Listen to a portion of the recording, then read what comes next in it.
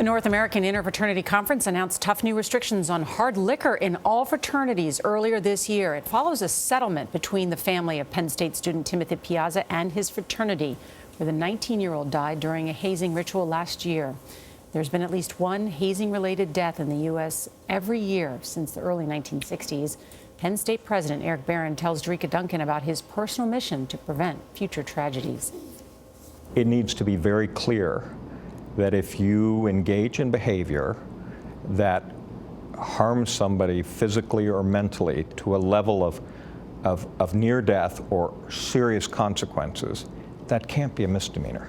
Penn State President Eric Barron says reforming laws to make hazing a felony is just one of the causes he's been fighting for over a year and a half, ever since 19-year-old engineering student Timothy Piazza died in a hazing incident on his watch. Why have you made this your mission?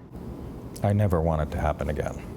That's really why. I never want it to happen again. As part of an initiation ritual with Beta Theta Pi, Piazza was allegedly forced to consume 18 drinks in 82 minutes. He died 2 days later in the hospital after sustaining brain injuries and massive internal bleeding from dangerous falls while intoxicated at the fraternity house. It's hard. It's still hard. The pain doesn't really go away. Parents Jim and Evelyn Piazza have formed a unique relationship with President Barron, working together to end hazing nationwide. We thought, well, we could either go to battle with him and the university, or we could try to work with him in trying to effectuate change. Not that we don't have our differences, we do. And there are things that we don't agree on. We don't agree on everything. But it's important for us to work closely with him, with the university, to make changes here. Some of those changes include a national database to monitor Greek life, like fraternity GPAs, sexual assaults, and any alcohol violations. When I'm choosing as a student or as a parent, I can look at it and say, no, wait a minute, that house, the freshmen have a 1.9 grade point average. Do I want to risk my academics to join that one? And some people might look at the fraternity that Timothy Piazza was associated with and say, well, that fraternity had a stellar record. I think it was an average 3.8 GPA. Yeah, it was a good, it looked very good on the outside. And there are other things here that have a different type of effect on behavior. We're working with the Piazzas on an anti-hazing law. Tim Piazza was our son. He was your classmate. He should have been graduating this year. Last week, Barron invited the Piazzas to visit Penn State and speak to the heads of fraternities and sororities. We need to get to the students. Yeah. They're the ones that, unfortunately carry out the crimes, right?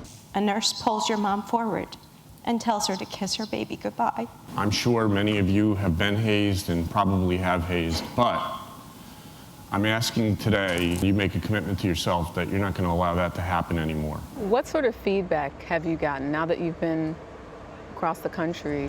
We've gotten really good feedback. We've had young men look us in the eyes, burst into tears, give us hugs, and just promise us that it wasn't going to happen on their watch.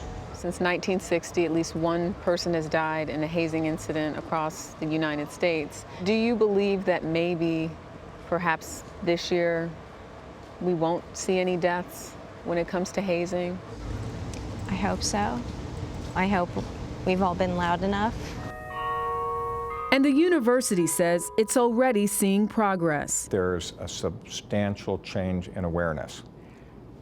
I think that gives us a lot more strength to begin to move forward aggressively in fixing it, but we're not done yet. For CBS This Morning, Jericka Duncan, State College, Pennsylvania. We should also point out that the Piazzas are still fighting for justice in court. The more serious charges of involuntary manslaughter, those were recently dropped. Charges have been filed, dismissed, and refiled against more than 25 of his former fraternity brothers. 3 students have pleaded guilty. 1 is now under arrest. But I think the Piazzas, knowing that the court system has been slow, have said, we can lobby, we can help make changes in other ways. And I so admire the Piazzas. As you know, they've all been here at the table, and you know how painful this is for them. Nothing is more effective, I think, than those parents looking those kids in the eye and say, you guys can stop this. It doesn't have to happen. And if there was some way that they could talk to every fraternity member to make that case, it would be so powerful. I believe, John, it makes a difference.